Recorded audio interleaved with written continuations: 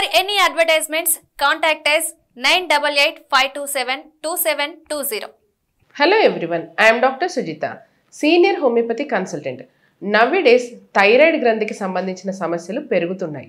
పెరుగుతున్నటువంటి మానసిక ఒత్తిడి, శారీరక వ్యాయామం లేకపోవడం, థైరాయిడ్ గ్రంథిని కొద్దిగా తొలగించడం, పిట్యూటరీ గ్రంథికి సంబంధించినటువంటి సమస్యలు, వంశపారంపర్యత వీటన్నింటి వల్ల థైరాయిడ్ సమస్యలు వస్తున్నాయి.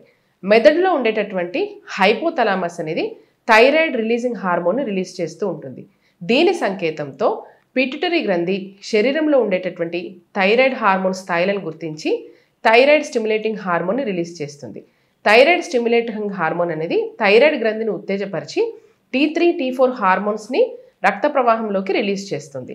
ఇలా థైరాయిడ్ గ్రంథి నుంచి రిలీజ్ అయిన T3, T4 హార్మోన్లు రక్త ప్రవాహంలో కలిసి శరీరంలో ఉండేటటువంటి అన్ని జీవక్రియలు, ముఖ్యంగా గుండె, నాడీ వ్యవస్థ, జీర్ణ వ్యవస్థ, వీటితో పాటు సంతానోత్పత్తి, బేసల్ మెటబాలిక్ రేట్ వీటన్నిటిని ప్రభావితం చేస్తూ ఉంటాయి. అయితే కొన్ని కారణాల వల్ల థైరాయిడ్ గ్రంథికి సంబంధించిన సమస్యలు వచ్చి థైరాయిడ్ గ్రంథి నుంచి రిలీజ్ అయ్యే హార్మోన్లు తక్కువగా కానీ ఎక్కువగా కానీ రిలీజ్ అవుతూ ఉంటాయి. ఇవన్నీ కూడా ఎన్నో సమస్యలకు దారితీస్తాయి. వీటితో పాటుగా థైరాయిడ్ గ్రంథి పరిమాణంలో పెరిగి గాయిటర్గా కూడా మారచ్చు. హైపోథైరాయిడిజం అంటే థైరాయిడ్ గ్రంథి నుంచి విడుదలయ్యే హార్మోన్లు తక్కువ మోతాదులో విడుదలవ్వడాన్ని హైపోథైరాయిడిజం అంటాం. హైపోథైరాయిడిజం సమస్య ఎవరిలో అయినా కూడా రావచ్చు. జనరల్గా స్త్రీలలో, చిన్నపిల్లల్లో ఈ సమస్య అనేటటువంటిది ఎక్కువగా కనబడుతూ ఉంటుంది. థైరాయిడ్ గ్రంథి నుంచి విడుదలయ్యే హార్మోన్లు తక్కువగా విడుదలవ్వడం వల్ల చిన్నపిల్లల్లో అయితే బుద్ధి మాంద్యము, జ్ఞాపకశక్తి లోపించడము, వీటితో పాటు శారీరక ఎదుగుదల తక్కువగా ఉండడము, మలబద్ధకము, ఏకాగ్రత లోపించడము, ఇలాంటి సమస్యలు అనేటటువంటి వస్తూ ఉంటాయి. ఒకవేళ యుక్త వయస్కుల్లో హైపోథైరాయిడ్ సమస్య ఉన్నట్లయితే బరువు పెరిగిపోతూ ఉండడం, వీటితో పాటు మెనార్కే డిలే అవుతూ ఉండడము, పీరియడ్స్ డిలేగా వస్తూ ఉండడము, వీటితో పాటు ఈ మెన్స్ట్రల్ ఇరెగ్యులారిటీస్తో పాటుగా ఇన్ఫర్టిలిటీకి సంబంధించినటువంటి కంప్లైంట్స్ ఉండడము, హైపోథైరాయిడిజం ఉండడం వల్ల చర్మం పొడిబారుతూ ఉండడము, జుట్టు రాలిపోతూ ఉండడము, మలబద్ధకము, ఇలాంటి సమస్యలు అనేటటువంటివి ఉంటాయి.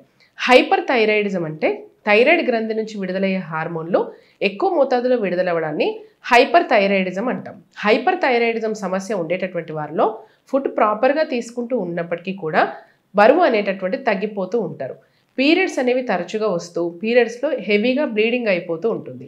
వీటితో పాటు చేతులు వనకడము, చెమటలు పట్టడము, ఇంకా కొన్నిసార్లు విరేచనాలు అవ్వడము, ఇలాంటి సమస్యలు, వీటితో పాటుగా గుండె దడగా ఉండడము, ఇలాంటి కంప్లైంట్స్ అనేటటువంటి ఉంటూ ఉంటాయి. గాయిటర్ చూసుకున్నట్లయితే థైరాయిడ్ గ్రంథి పరిమాణంలో పెరిగిపోవడాన్ని గాయిటర్ అంటాం. సాధారణంగా థైరాయిడ్ గ్రంథి కంఠం ముందు భాగంలో మనకి శ్వాసనాళానికి ఇరుపక్కల సీతాకోకచిలుక ఆకారంలో విస్తరించి ఉంటుంది.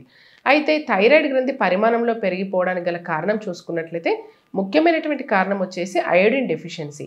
ఐరన్ డెఫిషియన్సీ ఉన్న వాళ్ళకి గాయిటర్ వచ్చేటటువంటి ఛాన్సెస్ ఉంటుంది. గాయిటర్ సమస్య ఉండేటటువంటి ప్రతి ఒక్కరిలో కూడా థైరాయిడ్ గ్రంథి నుంచి విడుదలయ్యే హార్మోన్లు డిస్టర్బ్ అవ్వాలని ఏమీ లేదు. కొంతమందిలో గాయిటర్తో పాటు హైపోథైరాయిడ్ ఉంటే, కొంతమందిలో గాయిటర్తో పాటు హైపర్ థైరాయిడ్ సమస్య అనేటటువంటిది ఉంటుంది. గాయిటర్ ప్రాబ్లం ఉండడం వల్ల, థైరాయిడ్ గ్రంథి అసాధారణంగా పెరిగిపోయి ఉండడం వల్ల గొంతు భాగంలో మనకి ముఖ్యంగా ఈ గ్రంథి ఉంటుంది కాబట్టి మింగడానికి ఇబ్బందిగా ఉండడము, శ్వాస తీసుకోవడానికి ఇబ్బందిగా ఉండడము, స్వరపేటిక పైన ఒత్తిడి పడడం వల్ల స్వరంలో మార్పులు, ఇలాంటి కంప్లైంట్స్ ఉంటాయి. థైరాయిడ్ గ్రంథికి సంబంధించిన సమస్యలు నిర్ధారించుకోవడానికి బ్లడ్ రిపోర్ట్స్లో చూసుకున్నట్లయితే thyroid profile T3, T4, TSH hormone profile అనేది ముఖ్యంగా హెల్ప్ చేస్తూ ఉంటుంది. వీటితో పాటు థైరాయిడ్ గ్రంథికి సంబంధించినటువంటి అల్ట్రాసోనోగ్రామ్ ఆఫ్ థైరాయిడ్ గ్లాండ్ లేక అల్ట్రాసౌండ్ నెక్ అనేది చేయించినప్పుడు కూడా థైరాయిడ్ సమస్యలు అనేటటువంటి మనకు తెలుస్తాయి. వీటితో పాటు యాంటీ-TPO యాంటీబాడీస్ పరీక్షను కూడా మనం చేయించవచ్చు. థైరాయిడ్ సమస్యలు రాకుండా ఉండాలంటే వంశపారంపర్యంగా ఈ సమస్య ఉండేటటువంటి వాళ్ళు మనం ఇప్పుడు చెప్పుకున్నటువంటి లక్షణాలు గమనించుకున్నట్లయితే ఒకసారి థైరాయిడ్ ప్రొఫైల్ పరీక్ష అనేటటువంటిది చేయించుకోవాలి.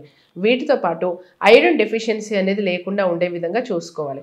మానసిక ఒత్తిడిని తగ్గించుకోవాలి. బరువు ఎక్కువగా ఉండేటటువంటి వారిలో కూడా థైరాయిడ్ హార్మోన్స్ డిస్టర్బ్ అయ్యే ఛాన్సెస్ ఉంటుంది కాబట్టి వెయిట్ అనేటటువంటిది మేనేజ్ చేసుకుంటూ ఉండాలి. ఒకవేళ ఇలాంటివి పాటించినప్పటికీ కూడా థైరాయిడ్ ప్రాబ్లం కనుక వచ్చినట్లయితే లైఫ్ లాంగ్ హార్మోన్ సప్లిమెంట్సే వాడాల్సిన అవసరం లేకుండా హోమియోపతిలో జెనెటిక్ కాన్స్టిట్యూషనల్ ట్రీట్మెంట్ అనేది థైరాయిడ్ సమస్యలకి పనిచేస్తుంది. ముఖ్యంగా ఈ ట్రీట్మెంట్ ద్వారా థైరాయిడ్ గ్రంథికి సంబంధించిన హార్మోన్ల అసమతుల్యతను గుర్తించి ఒకవేళ ఇది హైపోథైరాయిడా, హైపర్ థైరాయిడా, దీన్ని బట్టి థైరాయిడ్ గ్రంథి అవసరమైనటువంటి హార్మోన్లు సరిగ్గా రిలీజ్ చేసుకునేటటువంటి విధంగా, ఒకవేళ ఎక్కువగా హార్మోన్ల ఉత్పత్తి ఉన్నట్లయితే దానికి గల కారణాన్ని గుర్తించి దాన్ని తీసివేసే విధంగా చికిత్స ఇవ్వడం వల్ల థైరాయిడ్ గ్రంథి రిలీజ్ చేసే హార్మోన్లు ఎక్కువ మోతాదులో కానీ తక్కువ మోతాదులో కానీ ఉండకుండా సమాన స్థాయిలో రిలీజ్ అయ్యే విధంగా హోమియోపతి ట్రీట్మెంట్ అనేటటువంటిది పనిచేస్తుంది. వీటితో పాటు కొన్ని రకాలైనటువంటి థైరాయిడ్ సమస్యలు ఆటో ఇమ్యూనిటీ వల్ల వస్తూ ఉంటాయి. మన శరీరంలో ఉండేటటువంటి వ్యాధి నిరోధక వ్యవస్థ మన శరీరంలో ఉండే థైరాయిడ్ గ్రంథి మీద ఎఫెక్ట్ చేయడం వల్ల వచ్చే సమస్యలనే ఆటో ఇమ్యూన్ థైరాయిడ్ ఇష్యూస్ అంటాం. ఇలాంటి సందర్భాల్లో రోగ నిరోధక వ్యవస్థలో వచ్చిన అసమతుల్యతను సరిచేయడం వల్ల ఈ ఆటో ఇమ్యూన్ థైరాయిడ్ సమస్యలు కూడా హోమియోపతి ట్రీట్మెంట్ ద్వారా చక్కటి పరిష్కారం అనేది దొరుకుతుంది. ఎవరైనా థైరాయిడ్ సమస్యలతో బాధపడుతున్నటువంటి వాళ్ళు ఉన్నట్లయితే మీకు దగ్గరలో ఉండేటటువంటి మెడినైన్ హాస్పిటల్స్లో ఈ ప్రాబ్లం పరంగా సంప్రదించవచ్చు. Thank you for watching.